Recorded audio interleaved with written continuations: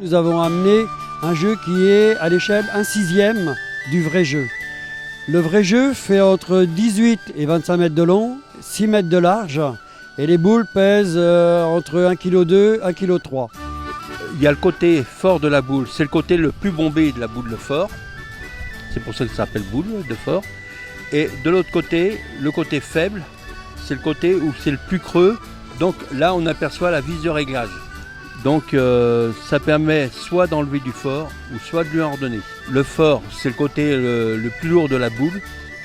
Et le côté faible, c'est le côté où la boule elle est légèrement creusée par rapport à l'autre côté. On voit le creux.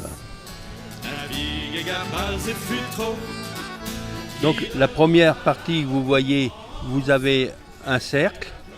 Donc on commence à travailler autour de façon à ce que le cercle puisse rentrer dans la boule. La deuxième partie, c'est comment on perce la boule pour y redonner du fort ou en enlever. Et vous voyez, dans le milieu de la boule, il y a l'emplacement de la vis de réglage. Donc le troisième, c'est le cercle de la boule. On enfonce par une presse les deux côtés de la boule de bois et ça donne la boule qui est travaillée après autour.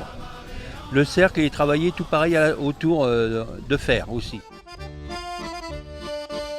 Là, on va vous faire une petite démonstration de boule pour jouer au plus près possible du maître. Donc vous allez voir la boule faire des rampes. Donc elles vont aller d'un côté sur l'autre. Ça s'appelle jouer sur les rampes.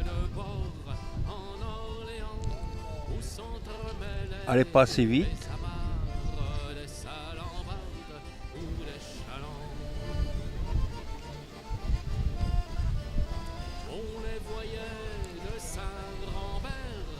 Pas de chance.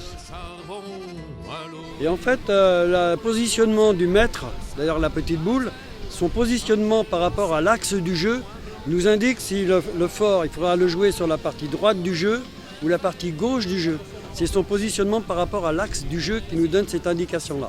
Il y a quand même des fois où on va mettre le fort différemment.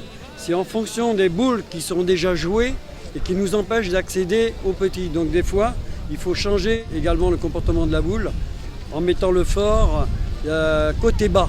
On appelle ça côté bas. Et quand on met le fort dans le bon côté, on appelle ça côté haut. L'origine est mal définie. Il est arrivé dans le Saumurois dans le haut Moyen-Âge. Et on pense que soit ce sont les Saumurois qui ont inventé ce jeu et qu'il a été codifié par les Anglais parce qu'au jour d'aujourd'hui, on retrouve une similitude de jeu qui s'appelle le bull green, ou alors dans la belle province du Canada, le boulingrin. Mais le bull green, qui se joue dans toutes les parties du monde grâce aux Anglais, a la particularité d'avoir des boules identiques à la boule de fort. La particularité du jeu anglais, il se joue sur un terrain herbeux ou un terrain plat. Voilà, et il est très codifié, les gens le jouent en costume. Mais nous le jouons dans des sociétés de boules ou des cercles. Également, nous avons nos racines puisque nous le jouons avec des chaussons. C'est une priorité de quitter ses chaussures et d'arriver sur le jeu de boules en chaussons. C'est que ce jeu, depuis une quinzaine d'années, est ouvert aux femmes. C'était vraiment un lieu d'hommes. Et depuis une quinzaine d'années, il s'est ouvert aux femmes. Il s'est ouvert à la famille.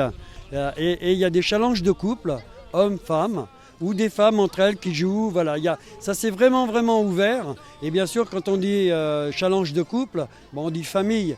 Donc obligatoirement, les jeunes viennent voir les parents jouer et ça fait une connaissance et une ouverture sur le jeu de la boule de fort.